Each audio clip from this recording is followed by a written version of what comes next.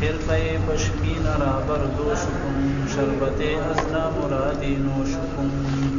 ایک در بر میں کنی پشمین را، پاک ساز از کین اول سین را.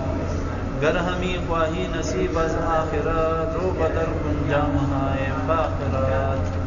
بے تکلف باش و آرائش مجو، ترک راحت گیر و آسائش مجو. در برت کو کسوت نیکو مباش، زیر پہلو جامع خوبت گو مباش. ہم چو صوفی در لباس رسوف باش، در صفت ہائے خدا موصوف باش. مرد رہ را بور یا بالی بود، زاک خشتش عاقبت بالی بود. مرد رہ را بود دنیا سود نیست، ہرگزش اندیش نابود نیست.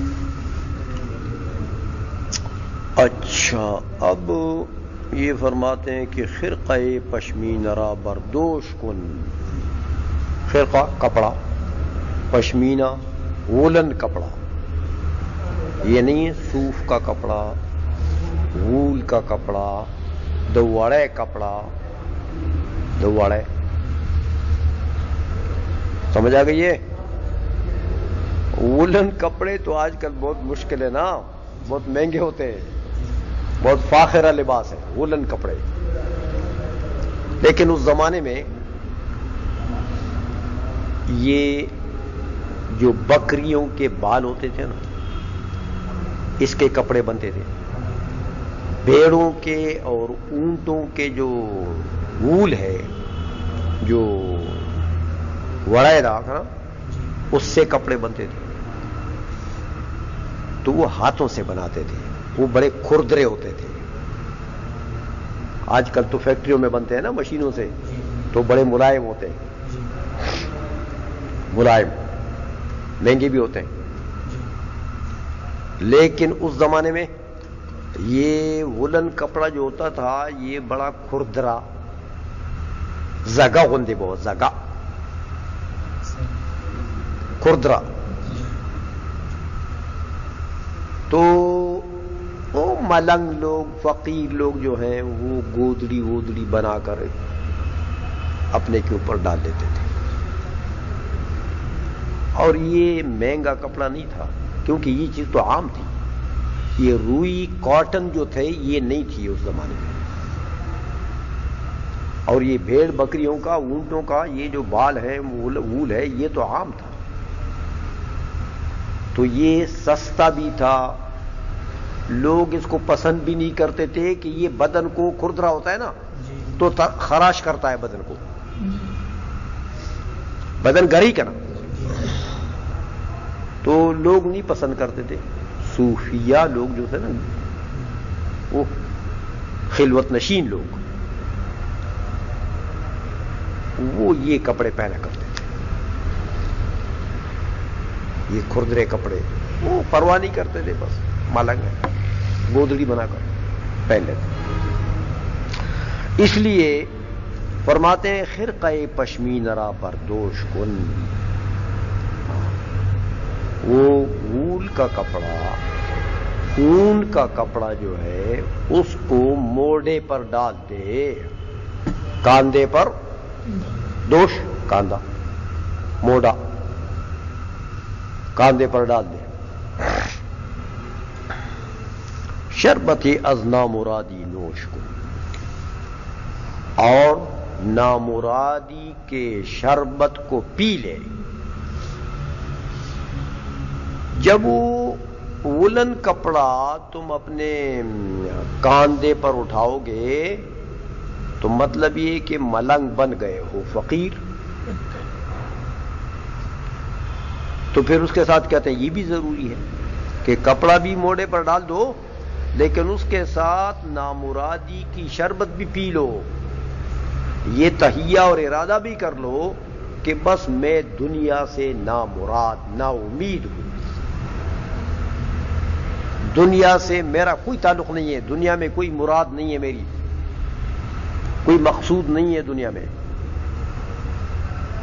عائشہ نے ای کے دربر میں کنی پشمین را، اے وہ بندے کہ دربر می کنی کہ بغل میں ڈال دیا تم نے، بغل میں کر دیا تم نے پشمینہ را، وہ وولن کپڑے کو.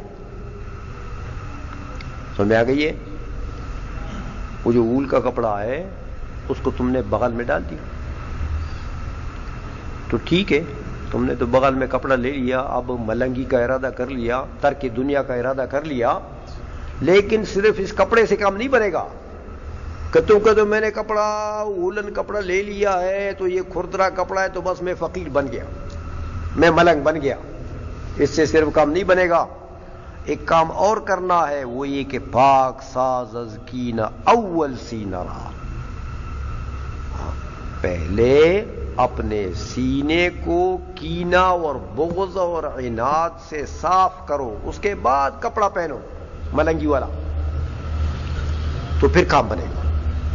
اور اگر دل میں بغض لیے بیٹھے ہو، حسد لیے بیٹھے ہو، کینہ لیے بیٹھے ہو، اور کپڑا ظاہر یہ کر رہے ہو کہ میں ملنگ ہوں، تارک دنیا ہوں، تو یہ کام نہیں بنا.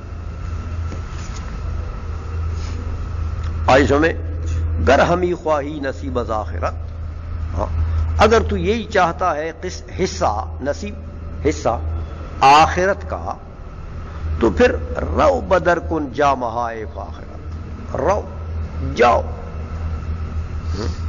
جاؤ، بدر کن دور کرے، اپنے آپ سے دور کر دیں، جا مہائے فاخرت، وہ کپڑے جو فخر کا لباس ہے، وہ کپڑے جو فخریہ کپڑے ہیں، جن کے اوپر لوگ ناز کرتے ہیں، پسند کرتے ہیں، فخریہ طور پر پہنتے ہیں، یعنی عمدہ لباس کو پھر چھوڑ دو. بے تکلف باش و آرائش مجو، دنیا میں بے تکلف رہو، آرائش مجو، زیب و زینت کی طلب نہ کرو، مجو طلب نہ کرو کہ بھائی میرا ظاہر بھی خوبصورت ہونا چاہیے، وہ پگڑی بھی اچھی سجا بجا کے، اور کپڑا بھی خوب استری بستری کر کے، اور بوٹ بھی خوب پالش کر کے، تو میں زلق بلق ہو جاؤں. اس آرائش کو مجو، اس کا طلب نہ کرو، سادہ بندہ رہو اللہ کا، بے تکلف باش.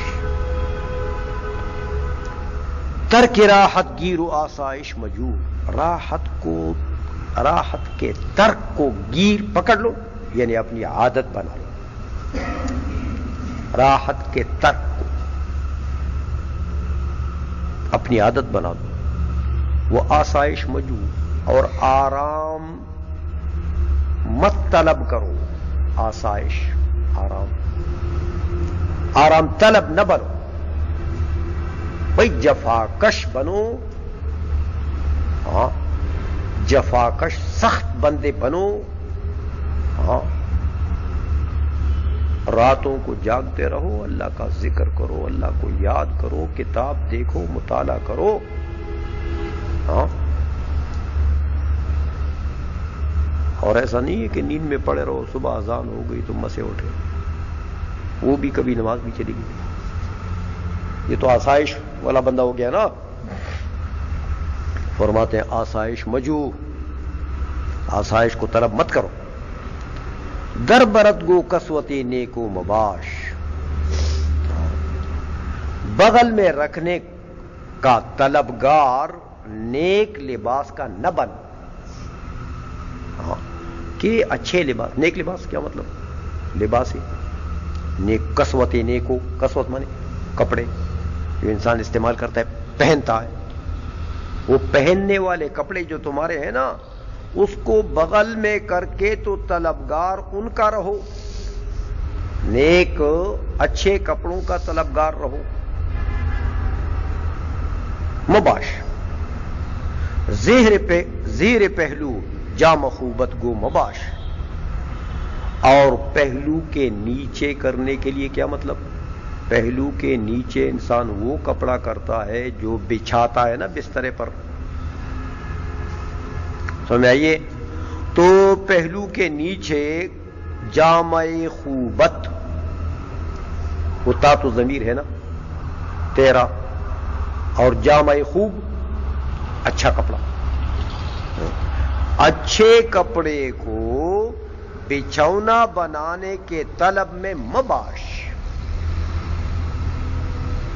اچھے کپڑے کو بچھونا بنانے کے طلب میں نہ رہو. یار کہ اچھا کپڑا کہیں ڈھونڈو، ہاں وہ نرم بھی ہو، وہ باریک بھی ہو، ہاں اور وہ جناب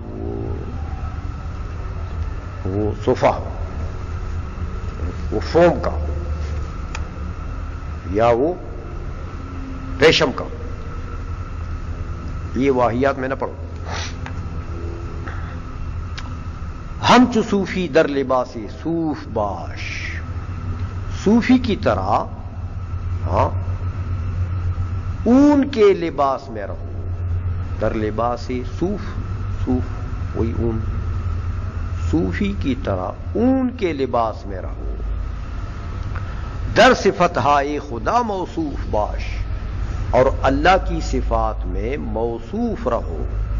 اگر دیکھو اللہ جل مجدو سخی ہے، سخی رہو. اپنے آپ میں وہ صفات پیدا کرو. تخلقوا باخلاق اللہ. اللہ جل مجدو کے اخلاق اپنے آپ میں پیدا کرو. خدا دشمن کو بھی نوازتا ہے، تو تم کیوں حسد رکھتے ہو ایک دوسرے کے ساتھ؟ ہاں سخی ہے، سخاوت کرو، باری تعالیٰ کی صفت ہے. ہاں بردبار ہے، حلیم ہے، حلم پیدا کرو اپنے آپ میں. صابر ہے، صبر پیدا کرو اپنے آپ میں. باری تعالیٰ کی یہ صفات ہے. عالم ہے، علم پیدا کرو اپنے آپ کے اندر، وغیرہ وغیرہ. در صفت ہائے خدا موصوف باش. مرد راہ را بوریا قالین بود. مرد راہ، مرد راہ مستقیم راہ. جو مستقیم راستے کا مرد ہوتا ہے، چلنے والا بندہ ہوتا ہے، اس کے لیے کیا ہے؟ بوریا قالین بود. اس کے لیے بوریا بھی قالین ہے. سمجھ آئیے؟ بوریا بچھا کر وہ لیٹ جائے گا جیسے قالین پر لیٹا ہوا. اس کے نزدیک قالین اور بوریا دونوں ایک چیز ہے. قالین کی کوئی زیادہ قدر نہیں ہے ان کے نزدیک، دونوں ایک چیز. دونوں سے کہتے رات گزر جائے گی یار. زاں کی خشتش عاقبت بالین بود. اس وجہ سے زاں کی، اس وجہ سے کہ خشتش کہ اینٹ اس کی، یہ شین ضمیر ہے، اینٹ اس کی، عاقبت بالین بود آخر کار سرہانہ بنے گا. آخر کار خشت کے اوپر یہ سر رکھنا پڑے گا. کہاں؟ قبر میں. تو جب آخر کار مٹی پر سر رکھنا ہے تو کیا اب بستر نرم ورم تلاش کرتے ہو بھائی؟ کوئی اپنے آپ کو عادت بھی بناؤ، سخت بستروں میں بھی سو. ایسوں میں مرد راہ را بود دنیا سود نیست. جو راہ مستقیم کا بندہ ہوتا ہے، اہل اللہ ہوتا ہے، اس کے لیے بود دنیا سود نیست. دنیا کا ہونا، مال و دولت، جاہ و جلال کا ہونا سود نیست. ہاں اس میں کوئی فائدہ نہیں ہے اس کے لیے. ہرگزش اندیشہ نابود نیست. کیونکہ ہرگز اس کو اندیشہ نابود، ہاں نہ ہونے کا، عدم کا اندیشہ ہی نہیں ہے. سمجھ آئیے؟ اس کو عدم کا، لا خوف علیہم ولا هم یحزنون کا کیا مطلب ہے؟ یہ کہ اس کو یہ خوف ہی نہیں ہے بھائی بھوک آ جائے گی میرے اوپر. تو جب بھوک کا خوف ہی نہیں ہے تو یہ مال کس لیے جمع کر رہے ہو؟ ہاں جب مکان کے نہ ہونے کا خوف ہی نہیں ہے تو مکان بنائے کیوں؟ سمجھ آئیے؟ تو اس طرح جو خطرات ہیں ان خطرات کا ان کو خوف ہی نہیں ہے، تو پھر یہ دنیا جمع کس لیے کریں؟ فائدہ کیا ہوگا؟ ہو گیا؟